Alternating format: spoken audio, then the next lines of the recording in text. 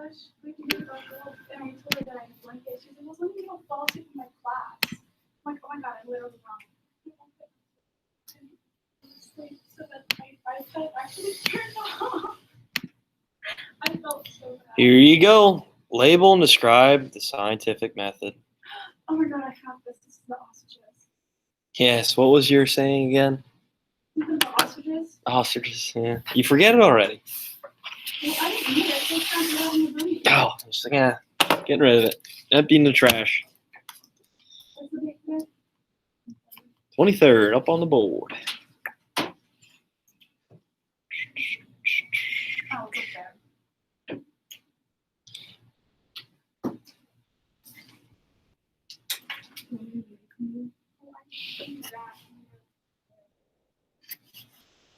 What's blurry? Maria's blonde. I'm very. Gotta go to this movie. Okay.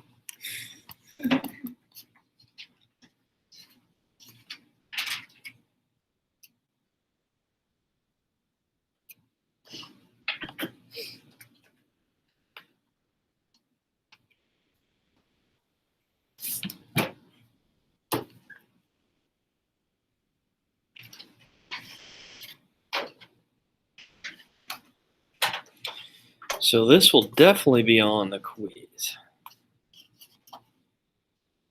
Quiz for this chapter.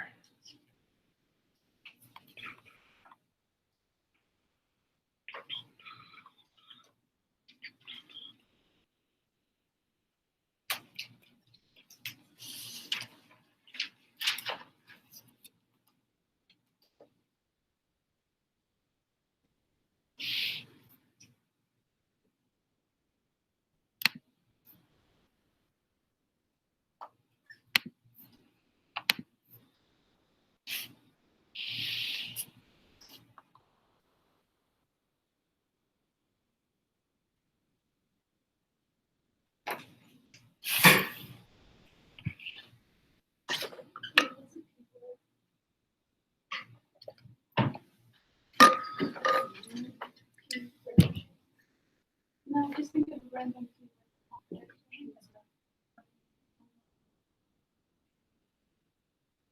Oh, that's right.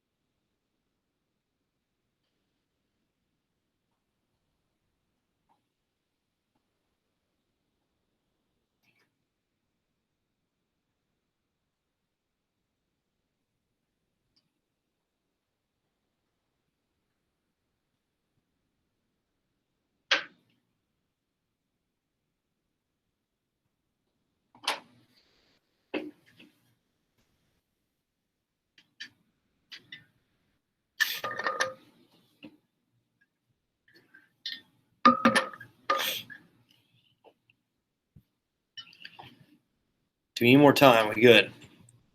I think we're ready. I don't think it should take too long. All right, scientific method. What do we have here? So what do we have? Scientific method. Where we start off, Rebecca? Yeah, make an observation. Good job. We always have to make an observation before we do any type of research. Okay, before we can move on, we need to make an observation. All right, what's going to be studied? All right, what we can try to introduce variables eventually. All right, we have to make an observation. Good. What's the next step? Alex? Ask a question. Yeah, good job. So you got to ask a question. All right, good. So you have to really, whatever you're observing, okay, you have to question why that person's acting the way they are, what characteristics are being instilled, okay, really what's causing this behavior to happen. Good. Next step. Borny? Okay, so you got to do some research, right? Yeah, you got to do some research. What's the next step here? Go ahead, Maria. Formulate a hypothesis. Good job. So you have to formulate a hypothesis. Good. Right. Hopefully that will lead to a theory. That's the goal. Next step. Nina? Yeah, experiment. Good job. So you got to do the experiment. Okay, you got to make sure you go through all the variables. You got to make sure your experiment's prepared, right? You're not showing any type of biases. Okay, you're really going to move on to the next stage, which is what, Gracie? Analyze results. Good job. So if your hypothesis is good to go, what happens? You go to, yeah, replicating it, right? Good job. And if your hypothesis deems to be not true because you experiment, what happens then, Katie? You have to do. Wait, if it's wrong. Yeah. You have to like, redo it and figure it out. Okay, yeah, you got to formulate a new hypothesis and go through the experiment again, right? Good job. So either way, you're going to have to do it again. But hopefully it's right, so then you can just replicate it to prove your study and make sure that everything's everything's working the way it should. In case for you to collect your data. And the next step, Lily. After report your results. Yeah, good job. So report your results. Okay, analyze results. Okay, and then you publish it, right? You publish it. Okay. Is there any questions on that? We good? All right. I was gonna say that shouldn't be too hard. And just make sure you remember that moving forward here. Okay, so I'll let you guys work on some vocab. I posted that yesterday, right? I think so. So that should be ready to go for you. I didn't get it. There's no due date yet. I didn't assign a quiz yet, so I'll let you know when the quiz will be coming up. So just work on the quiz, or sorry, work on the vocab, and we will reconvene and talk about priming, halo effect, and hindsight bias. Okay, that's all I want to go over today. I have a short video. That'll be it. So get working on the vocab. I'll play a song. How about that? One song.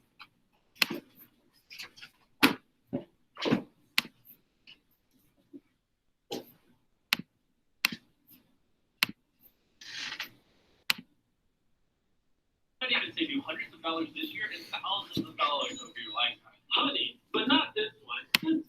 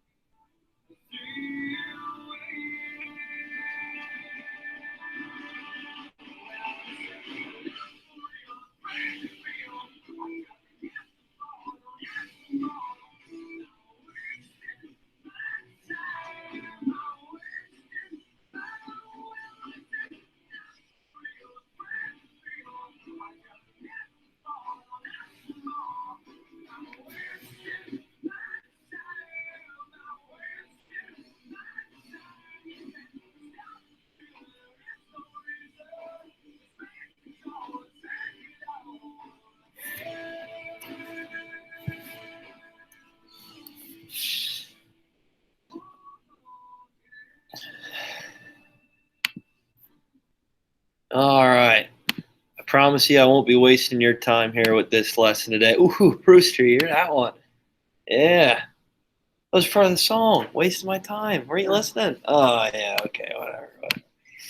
Okay, moving on. Priming, halo effect, and hindsight bias. Okay, so with research, we need to make sure that we are performing some of these topics and in some cases trying to eliminate and make sure that we're not following some of these processes here. So the first one I want to talk about, hindsight bias. All right, so hindsight bias. Oh, there you go. So with hindsight bias, this is the problem we have, okay? It's feeling because something has already happened. It's inevitable, right? Sound like Thanos here. Inevitable. Snap the finger. It's inevitable you're going to have an exam in here. It's inevitable that you're going to have a research paper due by Thursday. No, I'm just kidding.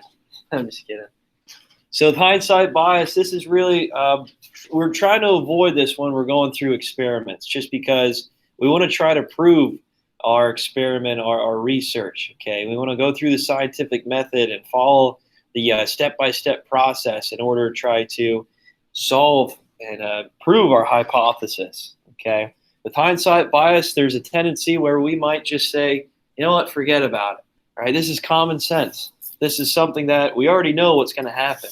We know the conclusion to something, okay? So why do we need to go through this method? Why do we need to do an experimentation? Why do we need to replicate the study? Hey, what's up? The primary source thing, that's not due today. No, I was just going to go over it. Right, Yeah. but the other one, the worksheet was due today. Yeah. Yes, the but not, graphical. okay. Yeah. Just check. All right, yep. So why do we need to replicate the study? This is all something that we need to try to really just leave out of our minds when we're going through and trying to prove our hypothesis. Okay, going through the step-by-step process of the scientific method.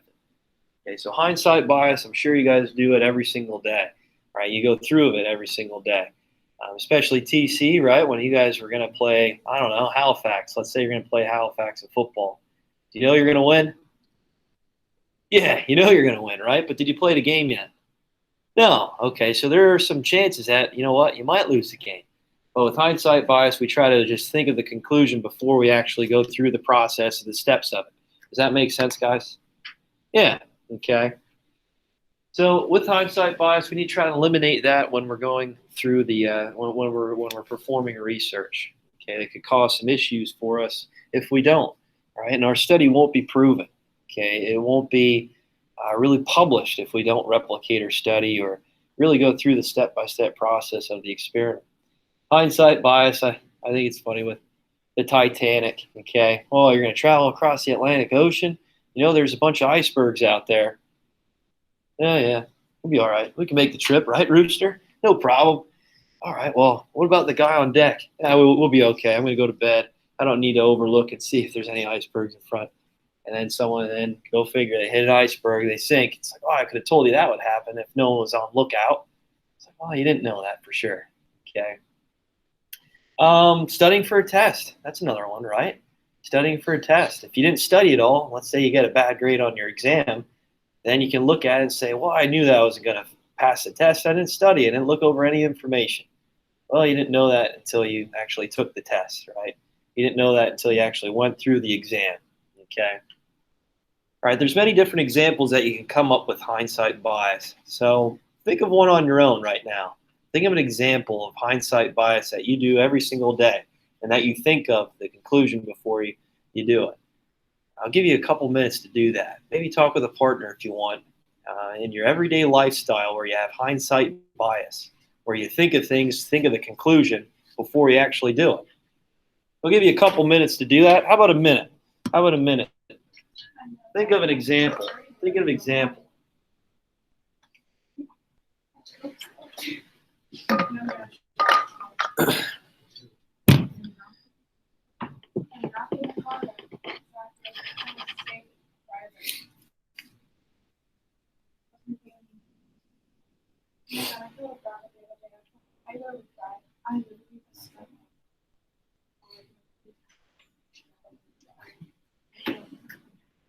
I was coming back and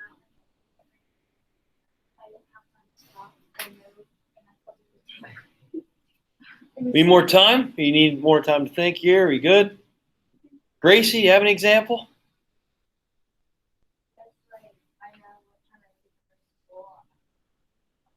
Oh, okay. All right. So when you're getting up for school in the morning, okay, whatever time you have to, so you don't get stuck behind a bus or a tractor trailer truck or even a tractor. My gosh, you would be surprised when I lived in Valley View, coming here.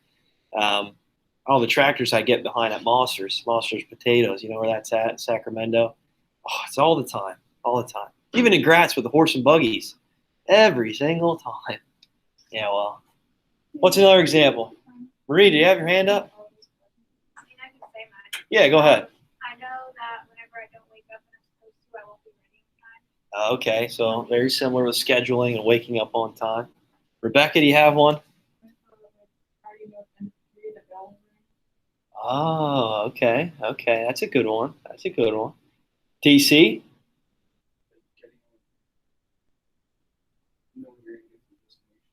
Oh my gosh, you are something. Jeez. Now I don't ever want to get on a plane again. Thanks, man. Oh, my biggest one was gambling. Okay, I'm a big gambler. I like going on it. No, I'm not. I'm just kidding. But I do every now and then. If there's a good promo going on, a good promotional topic, I usually go on and throw some money down on some sports teams, and I think it's, I don't know, exciting. Gets the thrill of it, of watching sports, and gets me more involved into the game. Let's just say though, for example, my brother's always on me about what to do, and he's acting like almost like a betting advisor in a way. So he's constantly telling me, "Oh, you should bet on this game. You should do this one. You should do this one here." I'm just like, I don't know. I don't know about that. Like, do I really want to throw my money down on a basketball game or something where it can go either way? It's like a toss-up, really. So then the game ends, and then afterwards he goes, "Hey, did you bet on that game? Did you bet on that game that I told you to?" I said, "No, I didn't." He goes, "Well, I could have told you that would have happened. I could have told you what, the Lakers were going to beat.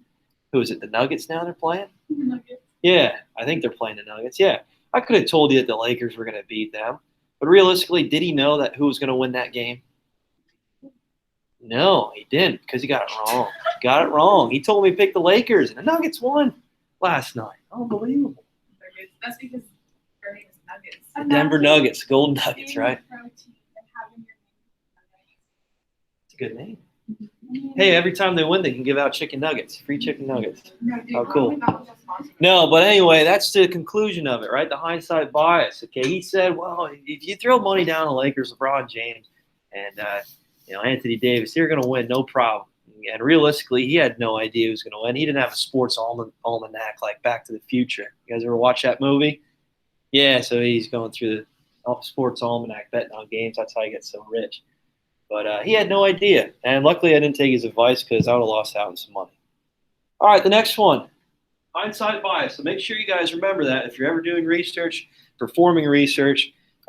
If this was a year-long class, I would definitely do a research project in here. But since it's only a semester, I'll just have you research some important and historical experiments. So, but if you're ever performing research, especially if you're going to look to do this in college, make sure you try to keep hindsight bias out of your method and your formulation of your hypothesis. Okay, priming. What's priming? What's priming? What do we think priming is? Some people call it pump priming. What do we think priming is? Alexander, what do you think? You don't know? Okay. Lily, do you know what priming is? Oh. Let's go ahead. It's a button you push on the mower to get it started, right? Mm-hmm. The primer. I'm just kidding. Rebecca? Prepare something. Yep. Okay, you're on the right track there. Good job. You're preparing something. Megan? When you get someone to think a certain way ahead of time so they do something. Ah, yeah, good job. So you're trying to put thoughts in people's heads, right? You're trying to make sure that you're priming a person to choose the right answer or say a certain thing or feel a certain way. Okay, so priming is trying to really base off of emotion, off of thought to get the answer you really want. So if you're performing a study, if you're trying to gather data, you want to try to prime people to a certain answer. Okay. You want to try to make sure that people are going to answer this certain question, all right, the way you would want it to be answered. Okay, that's what priming is. Does that make sense, guys? So an easy example here, priming, easy example. So let's say I just, I don't know, I'm going to draw this here. I know my drawing's not the best. Don't tell Mrs. Nell. Not the best here at all. It's supposed to be a soup can here. I'm going to say Campbell's on it. Campbell's chicken noodle soup. My favorite, right? My favorite. All right.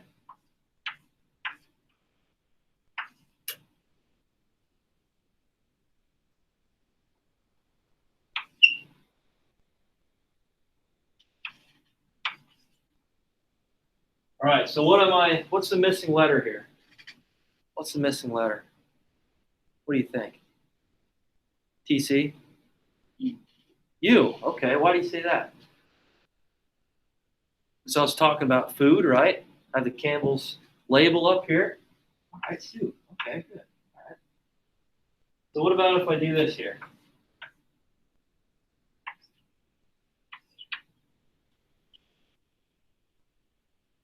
So if you're getting a shower, you're using Irish Springs or Old Spice. I know this one. What is it, Katie? A. Okay, yeah. So good job. So, all right. See how I primed you to get that answer, right? They tell you it's like, you know what? That's supposed to be soap if he's talking about Irish Springs and Old Spice and Dove, whatever famous ones. I don't know. Is it Tail? No. Is it Tail and Mane? Tail and Mane shampoo? No. Hair and Mane? I don't know what it's called. Some for great shampoo to make your hair look really nice. Whatever it is. So, but I was telling you about food. I was telling you about how hungry you are, and I was showing a can of Campbell's on here. You knew exactly it was soup. It was supposed to be soup. Right? That's just an example of what priming is. Right? I'm trying to guide you to a certain answer. Right? Do you think restaurants do this? Yeah. Okay. Yeah. So with commercials, especially advertisements. So whenever you see the prices of certain items, okay, especially, this is 89 cents at Taco Bell. 89 cents for a taco or a burrito. That's going to make sure I'm going to definitely go there. Okay, that's a really good deal, especially compared to, I don't know, McDonald's. McDonald's anymore, it's like $9 for a Big Mac. Heck, $10 if you want a meal. So priming can be used in advertisement, especially. Try to prime people to, buy your products and try to persuade people to, use the items that you're trying to sell. Subway, eat fresh, right? Eat fresh. Just that slogan alone. People are like, I want to live a healthy lifestyle. I want to try to eat something that's good and that's not, preserved meats or cheeses or you name it. So eating fresh, just on that, that slogan, is just going to try to persuade people, prime people to eat Subway, right? Because it's healthy. It's healthy. What's another one? Coca-Cola. You know how they do the share with a person, share with a name on it. Okay, it's just trying to build on your good character, right? Your morals. So you know what? Coke's really doing a cool thing here, where I can share a Coke with someone if their name's on the bottle. Okay, when you walk into a convenience store, they usually always hit, they have the label showing, but they put it share with whatever name it is. And if I see it share with, I don't know, Marty, okay, there's a football coach at Tri-Valley I liked a lot. Whenever I would go to the market, I'd see share with Marty. I'm like, I'm grabbing him a Coke. I have to. It says his name on it. Okay, it's just an advertising model. It's trying to prime you to buy their product. Does that make sense, guys? Okay, that's prime. And then the last one here, halo effect. Halo effect. So again, you can use priming in your studies by trying to guide people to select a certain answer. If you're doing a survey, an easy way to do this is multiple choice, right? Multiple choice. Okay, they're not going to give you an open-ended response. It's going to be guided towards whatever you designed it to be, whatever answer you want. And the last one, halo effect. What is halo effect? I know we know this one here. Someone said it in class. What is halo effect? Alex, you remember? No? It's a good question. Okay. What is halo effect? Someone said it. Megan, did you say it? No? Someone did. I forget who it was. Lily, do you know what halo effect is? I think Like how one thing it's a good thing and makes someone else want to do it too. I think it was you that used it in your presentation. Yeah, I think it was. Yeah. So halo effect is just our response to the way we try to, focus our data. Okay. It might persuade us as the experimenter to really collect the data we need in a certain way. Okay. So, for instance, a good example of a halo effect would be, let's say, a relationship with a loved one or someone that we have a good bond with, right? Maybe it's our girlfriend or our boyfriend. So, I think I gave this example with Hunter, right? I think I did. Yeah. So let's say you are driving down the road, okay, and Serene's in your car, all right? So you're in your own car, you're driving down the road. Serene has this big, huge slushie with him. He's drinking it, having a great time. He's like moving his hands all around. He's, kind of dancing to music or whatever. You slam on the brakes by accident, and he spills the slushie all over your car, all over the mat, all over the hood, the dash, you name it. Okay, not the hood, but the dash. So what would you do to Serene? You'd scream at him, tell him to clean it up. And if not, then you're going to beat him up or something like that, right? Because you could lay the smack down on Serene, can't you? Yeah. So with Serene, you'd be a little pissed off. You're like, you know what? This is crap. You spilled this all over my dash. You spilled this all over the floor. This is unbelievable. You're going to clean this up right when we get home. Yeah, this is unacceptable. I don't know what else you do. Maybe give him some fingers or something. I don't know. Maybe punch him. I don't know what you do. Curse at him a little bit. But let's say Hunter does it. So let's say you slam on the brakes. Hunter spills a slushie all over it. How would you react to Hunter? Would you react differently than Serene? You don't know. Oh, what about if it's in the honeymoon phase when you first started talking to him like a week? Then you'd be. Well, then probably. Yeah. I wouldn't have been as irritated. Yeah, I guess now since you've been dating a long time, you can say whatever you want to him, really. Let's say in the honeymoon phase, you start dating just a week. Hunter spills his slushie all over your car. You'd react to him a little bit differently than Serene. I'm sure you would. Oh. Yeah, you'd be like, oh, it's okay. It's okay. You know what? I'll clean it up after you're, when you're. Serene would clean it up. He wouldn't. No. Even if you yelled at him. Yeah. Even if you showed some authoritative measures toward him. Oh my gosh. Yeah. Then he just turned the bottle upside down, spill the rest all over the place. Yeah. Oh.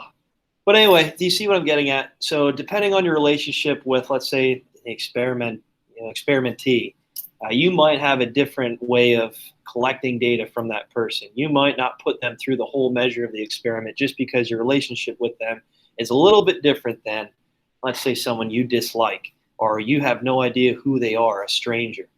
Okay. A good example for me, if I go to a friend's house and their cat's playing with me, bites me, and it's like, oh, it's okay. It's not a big deal. But if my cat bites me, he's getting thrown over the floor and he's getting kicked. No, I'm kidding. I don't kick my cat. But him and I do roughhouse a lot.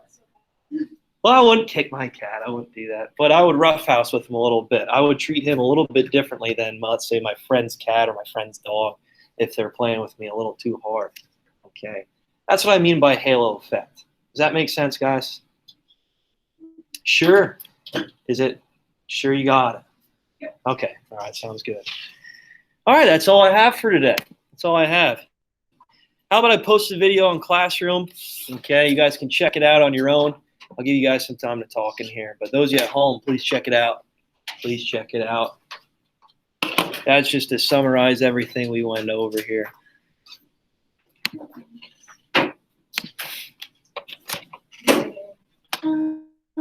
Do you know what the temperature is outside right now?